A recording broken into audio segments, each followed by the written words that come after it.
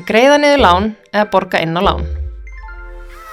Borgar sig að greiða niður lán? Stuttasvarið er já.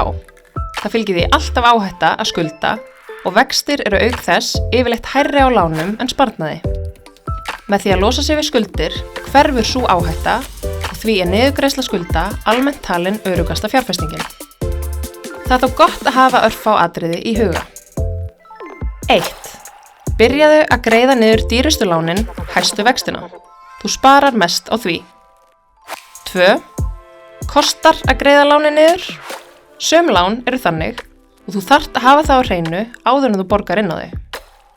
3. Áttu ekki örugglega samt einhvern sparnað á lausu. Við verðum alltaf að eiga aðgengilegt lausafé ef eitthvað kemur upp á. Annars eigum við á hættu að þurfa að leita í neyslulán sem eru mjög dýr. Ef þú hefur svigrúm, skaltu endilega velta þessum möguleika fyrir þér.